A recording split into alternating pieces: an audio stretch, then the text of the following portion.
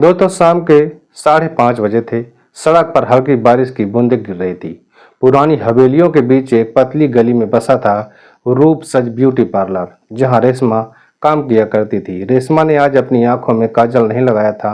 वो कहती थी कि जिसे रोना आदत हो वो काजल से दोस्ती नहीं करती।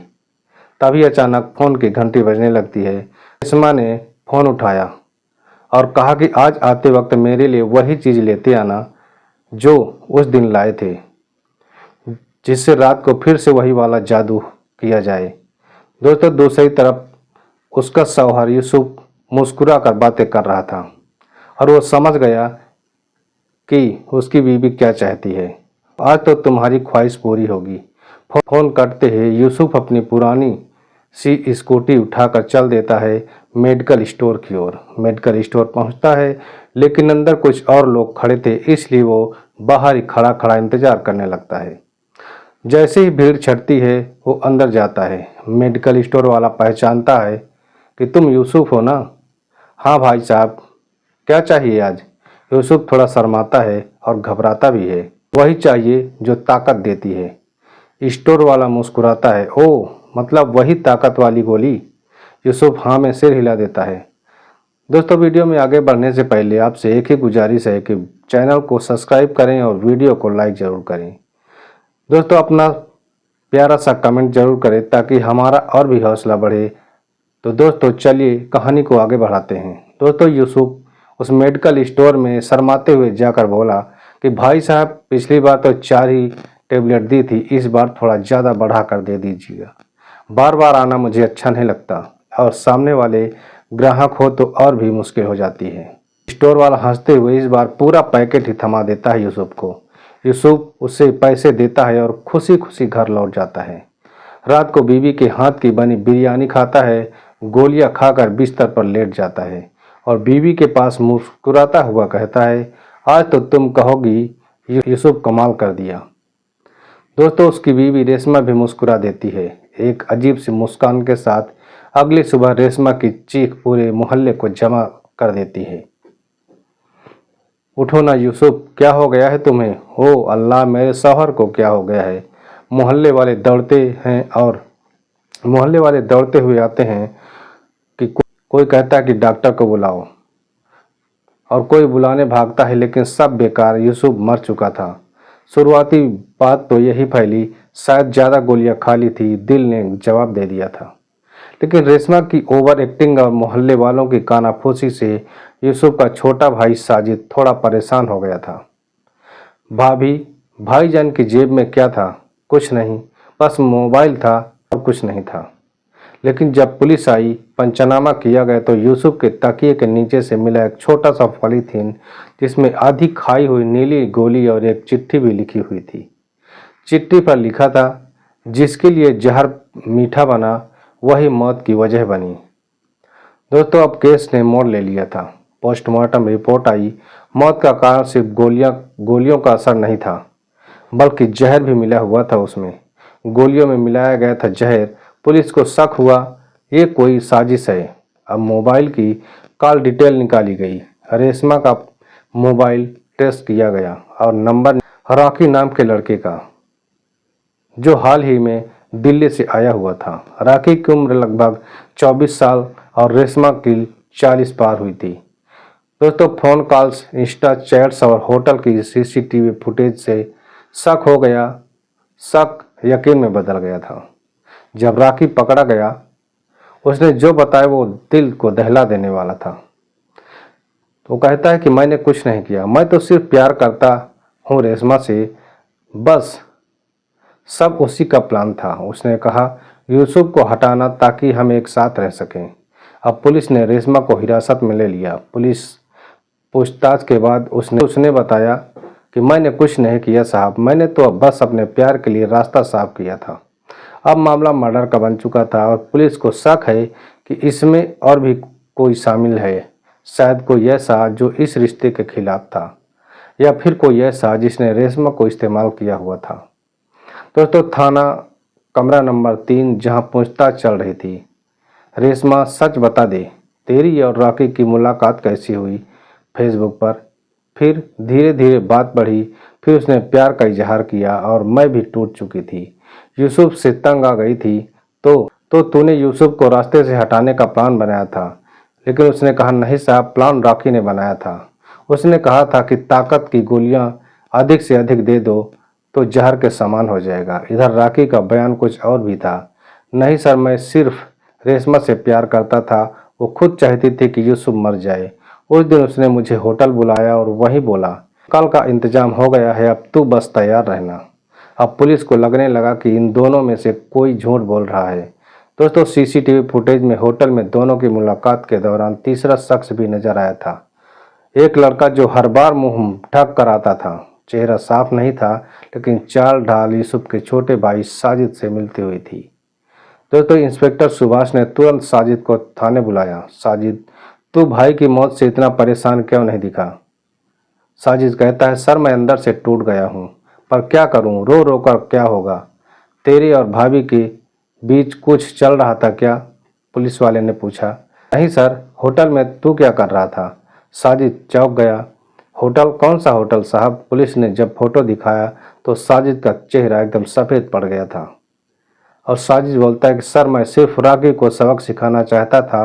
वो भाभी के आसपास ज़्यादा घूमने लगा था और मुझे उसके ऊपर शक भी हो गया था, और अब शक और गहरा हो गया था। साजिद का फ़ोन जब्त हुआ। उसमें एक वीडियो मिला जिसमें रेशमा और रॉकी एक दूसरे को गले लगा रहे थे।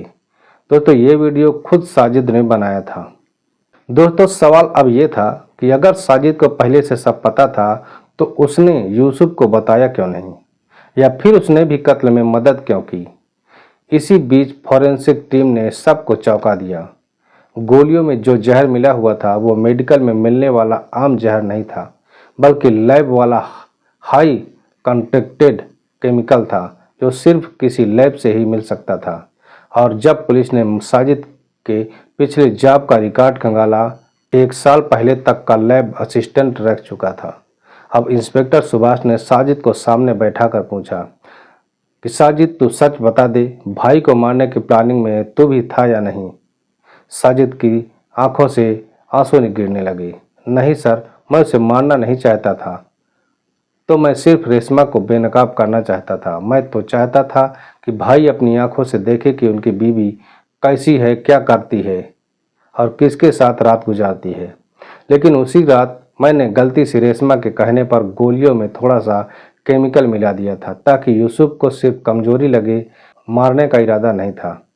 लेकिन भाभी ने उस डोज में छुप कर और जहर मिला दिया था और भाई मर गया। अब केस पूरा खुल चुका था।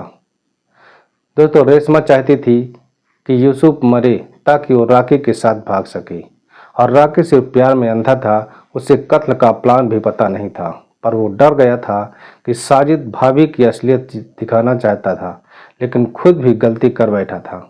और यूसुफ, जिसे लगता था कि वो बीवी को खुश कर रहा है, और वो खुद मौत की ओर जा रहा था। रेशमा और साजिद दोनों पर हत्या की धारा लगी। एक ने जहर मिलाया तो दूसरी ने नियत से खेला। रॉकी को सबूत छुपाने और योजना में चुपचाप शामिल होने के आरोप में गिरफ्तार किया गया था। और यूसुफ, वो सिर्फ प्यार करना चाहता था, लेकिन सिर्फ उसी प्यार की चाशनी में जहर घोल दिया था। दोस्तों, 10 दिन बाद जेल में रेशमा से आखिरी मुलाकात हुई। रेशमा एकदम चुप थी, आंखें लाल, बाल बिखरे हुए, चेहरे पर पछतावे का साया था, या फिर कोई और खेल था। दोस्तों, इंस्पेक्टर सुभाष ने धीरे से पूछा, कभी यूसुफ से सच्चा प्यार किया था? दोस्तों, ये सुनकर रेशमा की आंखें भर आई। बहुत किया था साहब। यूसुफ ही तो था जो मुझे उन गलियों से निकाला जहां लोग मेरे जिस्म को देखते थे, रूह नहीं। तो फिर उसे मारा क्यों? मैंने नहीं मारा साहब, मैं तो खुद बर्बाद हो गई थी। अब वो कहानी सामने आई जो किसी ने सोची भी नहीं थी। दोस्तों, 4 साल पहले रेशमा एक बार डांसर थी। चमकती रातों में वो औरतों की तरह नहीं, खिलौनों की तरह पेश की जाती थी। वही एक रात यूसुफ आया, शराबी आंखों में कुछ सच्चा था। उसने ना रेशमा को छुआ, ना खरीदा, बस उसे देख कर कहा, कभी चाहो तो एक नई जिंदगी शुरू कर सकती हो मेरे साथ, मैं तुम्हारा इंतजार करूंगा। रेशमा ने सब कुछ छोड़ दिया और यूसुफ की बीवी बन गई। दोस्तों, शुरुआत में सब कुछ तो अच्छा था। यूसुफ ने उसे मान सम्मान, घर और नाम दिया, लेकिन वक्त के साथ यूसुफ का शक बढ़ने लगा। पुलिस वाले ने कहा कि तेरी नज़रें अब भी भटकती है रेशमा, तेरा अतीत अब भी तेरे साथ है। एक दिन यूसुफ ने रेशमा का पुराना फ़ोन चेक किया और देखा कि राखी नाम का एक लड़का उसे कॉल कर रहा है। यूसुफ का शक और गहरा हो गया था। राखी रेशमा का आशिक नहीं था, वो उसका भाई था, सौतेला भाई, जिसे बचपन में ही अलग कर दिया गया था। रेशमा उसे चोरी छिपे मिलती थी ताकि उसकी मदद कर सके, लेकिन जब यूसुफ को यह सब पता चल गया तो उसने राखी को मारने की धमकी दे डाली थी। यूसुफ ने राखी को मारने की धमकी दी, अगर दोबारा उस लड़के से मिली तो तुझे भी उसी दिन मार दूंगा। रेशमा एकदम डर गई थी। वो राखी को किसी तरह बाहर भेजना चाहती थी, लेकिन साजिद को शक हुआ था कि रेशमा किसी गैर मर्द से मिलती है और यहीं से खेल की शुरुआत हुई थी। दोस्तों, साजिद ने खुद प्लान बनाया यूसुफ को हटाने का और गलती से रेशमा उसमें फंस गई। तो असली मास्टरमाइंड कौन था? साजिद, जिसे यूसुफ ने हमेशा नीचा दिखाया, जो रेशमा से एक तरफा प्यार करने लगा था, जिसने सोचा अगर यूसुफ मर जाए तो रेशमा मेरी हो जाएगी। दोस्तों, इसीलिए उसने झूठी कहानी गढ़ी, राखी को रेशमा का आशिक बना दिया, गोलियों में थोड़ा जहर मिला दिया और जब देखा कि रेशमा उस दिन झगड़ कर रोते हुए कमरे में बैठी है, उसने चुपके से और डोज बढ़ा दी। अब जेल में रेशमा की आंखों से ये सुनकर आंसू बह रहे थे। साहब, मैं बस यूसुफ से मोहब्बत करती थी, वो शक करता था, पर मैंने कभी उसे धोखा नहीं दिया था, पर मेरी मोहब्बत ही मेरी सबसे बड़ी सज़ा बन गई। दोस्तों, अंत में साजिद को उम्र कैद हुई। हत्या की प्लानिंग और धोखे के लिए रेशमा को बरी कर दिया गया क्योंकि उसके खिलाफ सीधा सबूत नहीं था। राखी अपने गांव लौट आया, अपनी बहन रेशमा से आखिरी बार गले मिलकर, और यूसुफ, वो अब भी उस गली के मोड़ पर हर शाम इंतजार करता है जहां कभी एक बार डांसर ने उसके हाथ में हाथ रखा था। दोस्तों, यह कहानी आपके लिए एक घटना नहीं है, बल्कि एक सीख है। दोस्तों, हमारा मकसद आपको डराना या किसी का दिल दुखाना नहीं, बल्कि आपको सतर्क और जागरूक बनाना है। दोस्तों, दुनिया में बहुत कुछ ऐसा होता है जिससे हम अनजान रहते हैं, लेकिन अगर हम सतर्क रहें तो कई मुसीबतों से बच सकते हैं। दोस्तों, अगर आपको यह वीडियो पसंद आया हो तो इसे लाइक करें और हमें कमेंट में अपनी राय जरूर बताएं। और अगर चैनल को अभी तक हमारे सब्सक्राइब नहीं किए हैं तो वीडियो को लाइक कर दीजिए और चैनल को हमारे सब्सक्राइब कर दीजिए। दोस्तों, मिलते हैं अगले नए वीडियो में, तब तक अपना और अपनों का ख्याल रखें। धन्यवाद।